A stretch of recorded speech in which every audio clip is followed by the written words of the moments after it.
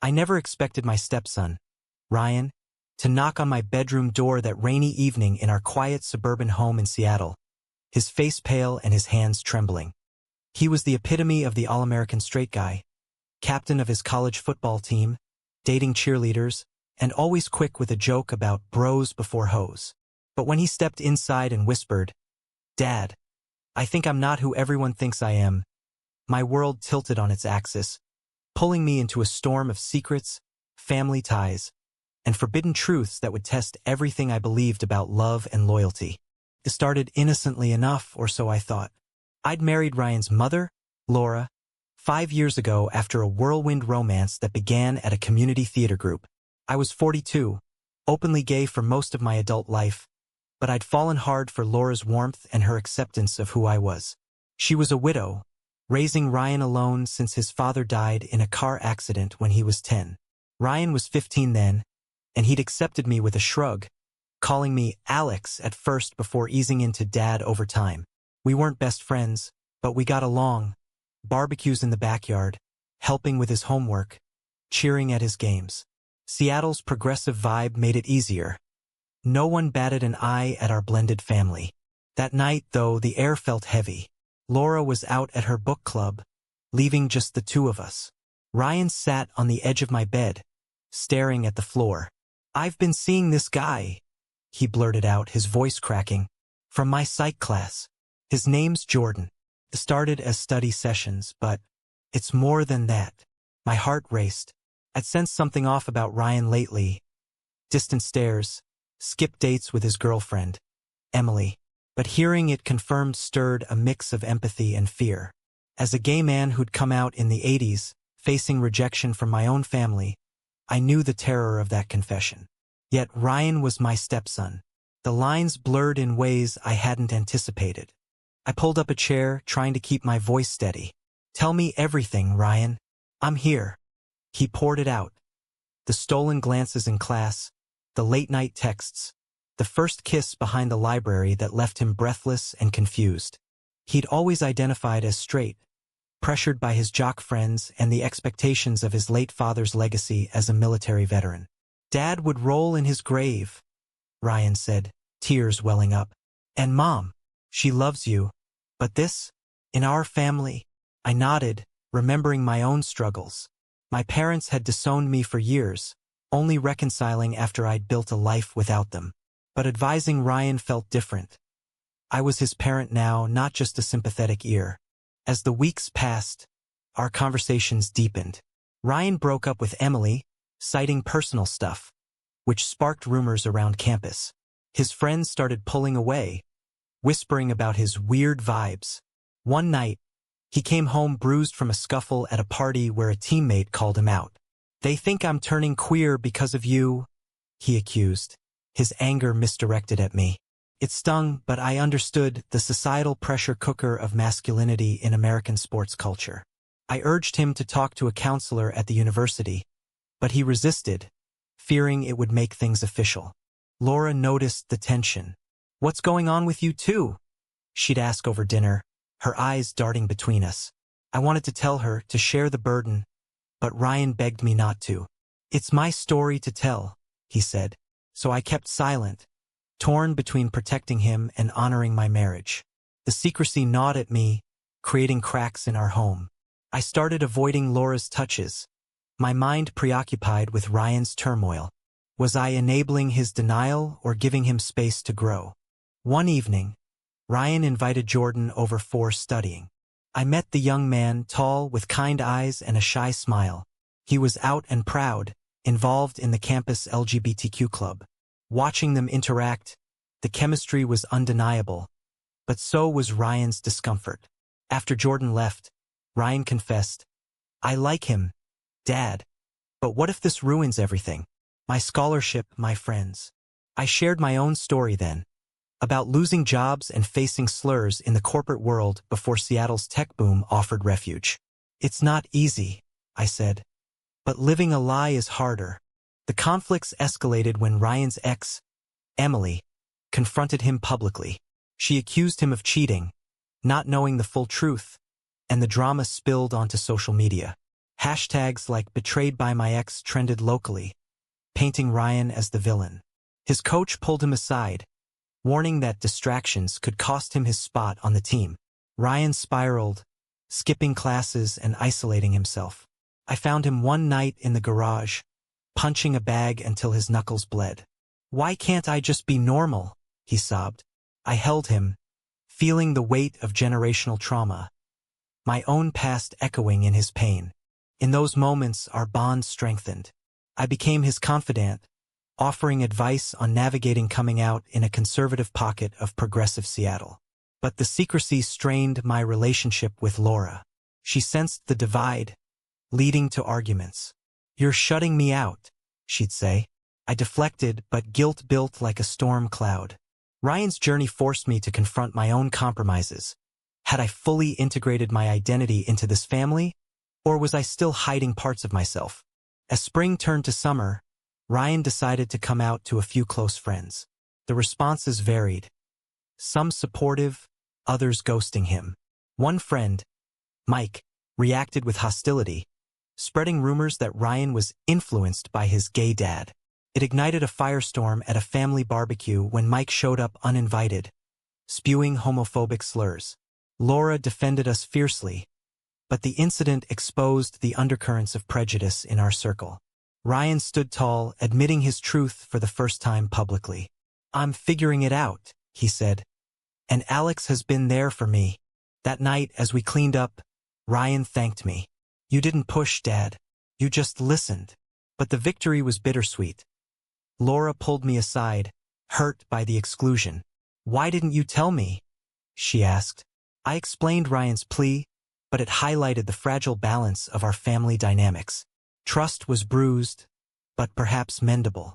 Ryan and Jordan's relationship blossomed tentatively, filled with the awkward sweetness of first love. They attended a pride event together, Ryan's first, where he saw the community I'd long been part of. "It's not all rainbows," I warned, sharing stories of ongoing fights for rights amid political backlash. Yet, seeing him hold Jordan's hand in public stirred pride in me, a father witnessing his son's authenticity emerging. But challenges persisted.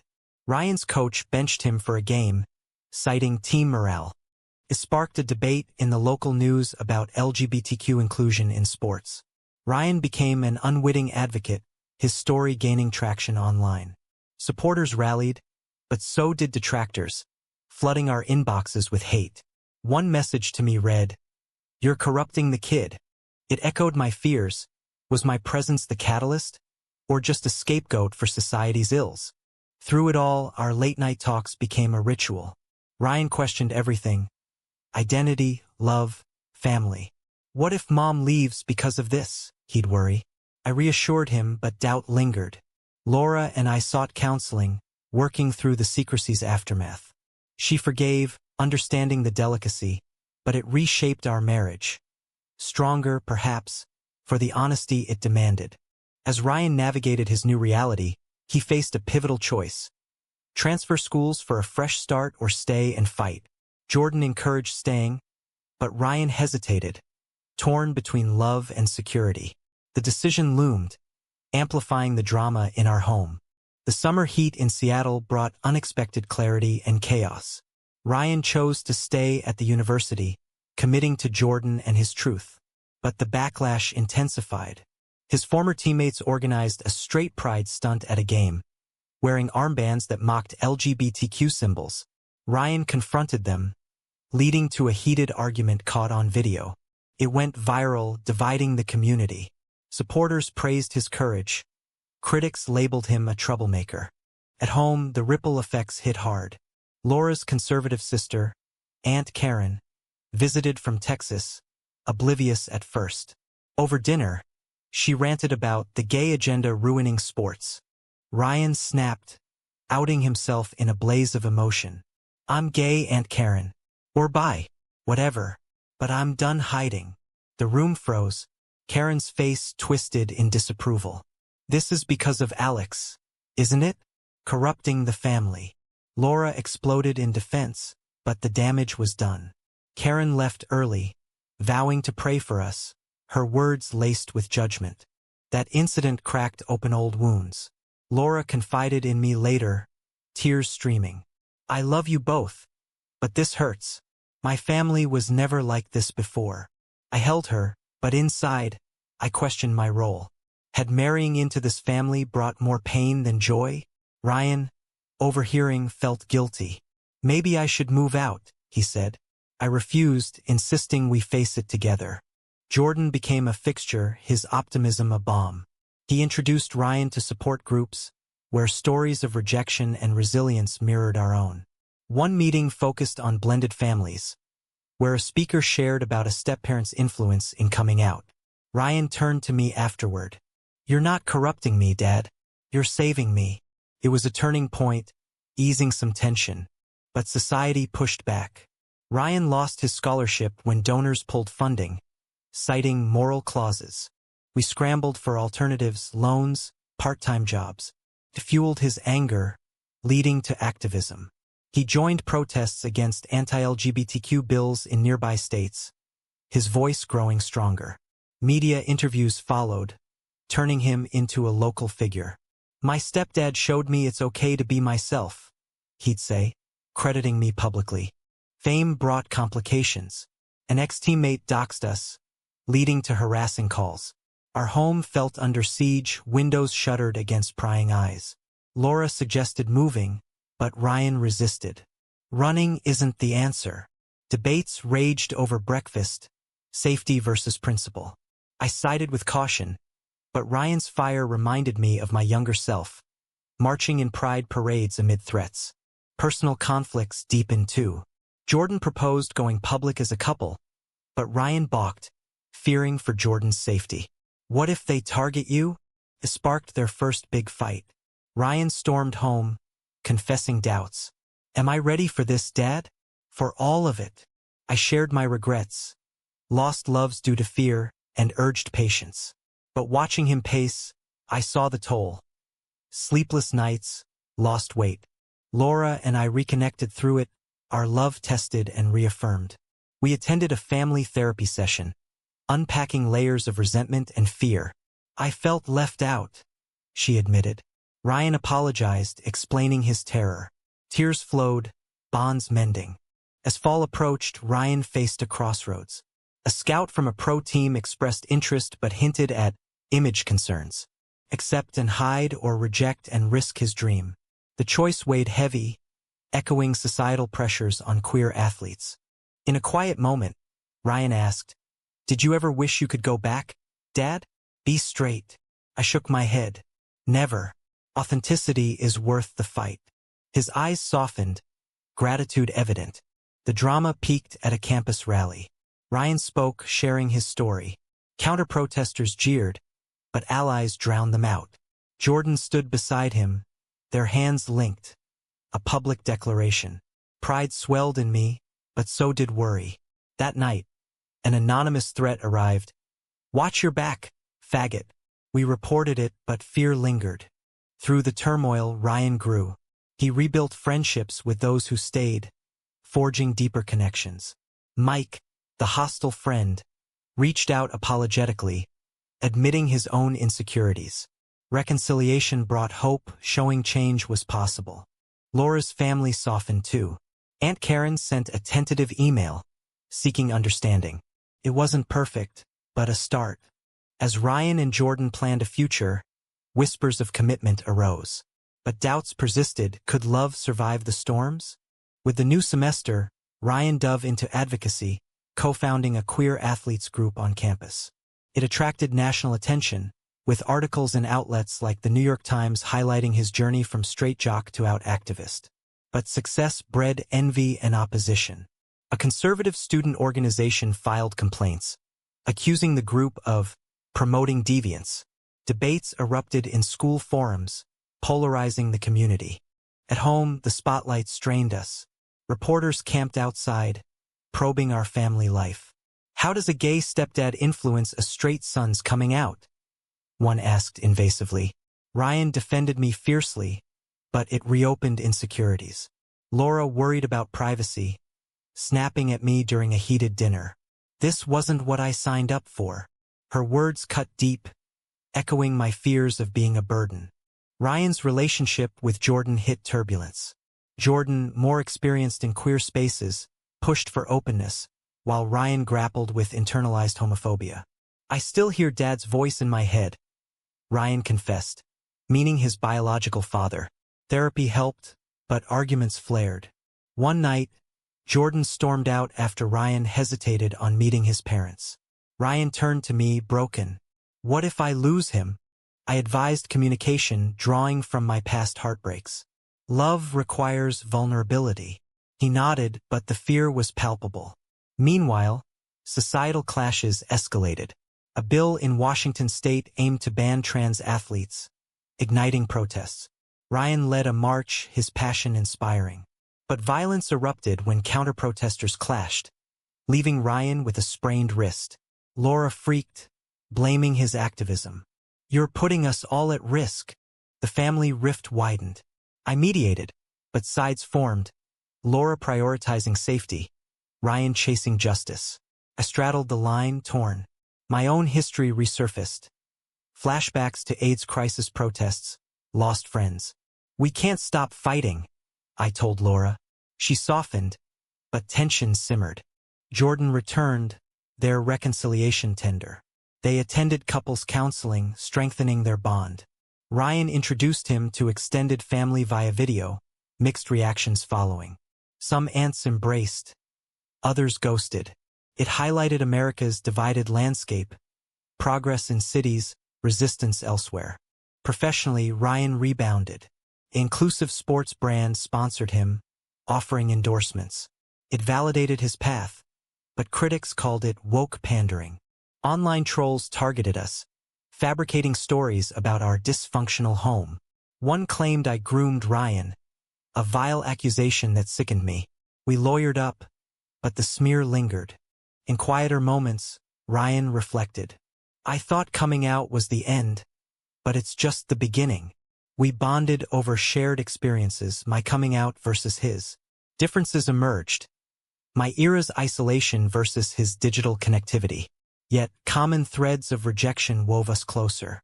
Laura joined a support group for parents of LGBTQ kids, finding solace.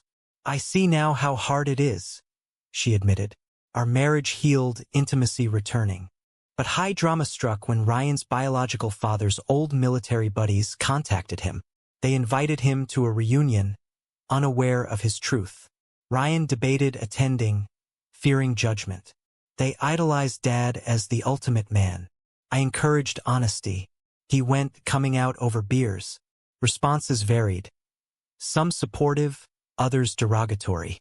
One veteran shared his own closeted story, offering mentorship. It was a breakthrough, bridging generations. Back home, Ryan proposed to Jordan impulsively during a picnic. Jordan accepted, joy erupting. But reality hit. Marriage equality existed, but family acceptance? Laura beamed. Aunt Karen declined the invite subtly. Planning the wedding amplified conflicts. Venue disputes arose over inclusive policies. Friends debated attending, citing beliefs. Ryan questioned if it was too soon. Am I rushing to prove something? The climax built as opposition mounted. A local church group picketed the campus group, chanting slurs. Ryan confronted them peacefully, media capturing the moment. It went national, sparking debates on free speech versus hate. Through it, Ryan's choices defined him, embracing love amid adversity. Wedding preparations turned our home into a whirlwind of emotions and logistics. Ryan and Jordan opted for a small ceremony in a Seattle park, symbolizing openness. But invitations ignited family drama. Laura's side split. Some attended enthusiastically, others sent regrets laced with disapproval. We love you, but can't condone, one cousin wrote. Ryan shrugged it off publicly, but privately it wounded.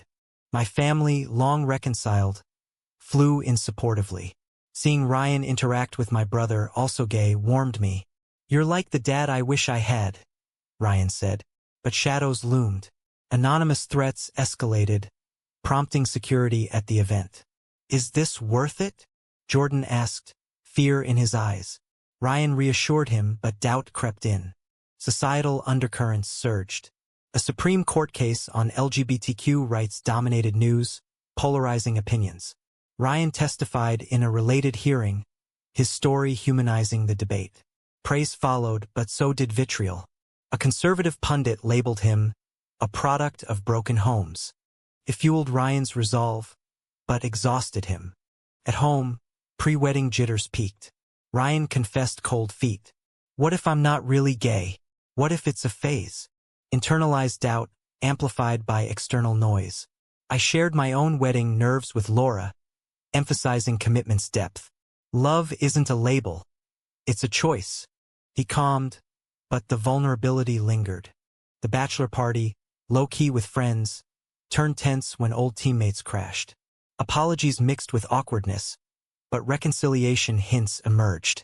Mike, now an ally, toasted Ryan's courage. He healed old rifts showing growth. Laura and I renewed vows privately, inspired by the young couple. We've come far, she said. Our journey paralleled theirs, love triumphing over odds. But tragedy struck days before the wedding. Jordan's car was vandalized with slurs, shattering his confidence. Maybe we should postpone. Ryan refused, turning anger to action. He organized a community vigil, transforming hate into unity. Hundreds attended, media amplifying the message.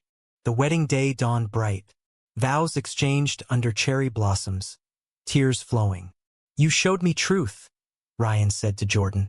Guests cheered, but absent faces stung. Aunt Karen watched via livestream, a silent observer. Post-wedding, honeymoon in Hawaii brought respite. But reality awaited. Ryan's pro-career stalled. Teams shied from controversy. He pivoted to coaching, mentoring queer youth. Jordan pursued grad school, their life stabilizing. Yet, conflicts persisted. A family reunion exposed lingering prejudices. Debates over politics flared, testing bonds.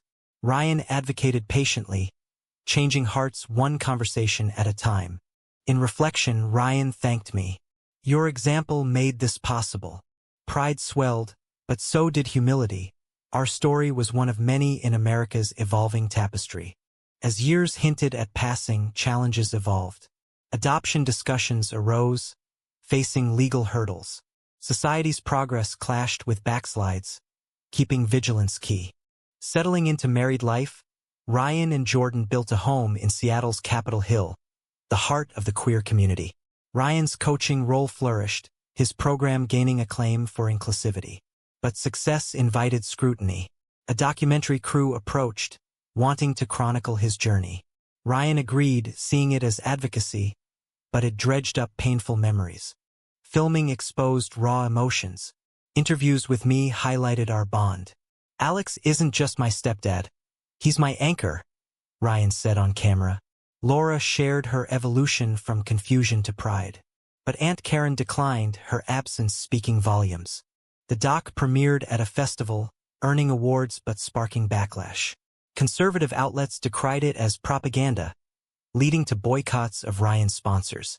Protests outside his gym turned ugly, with shouts of, "Protect our kids."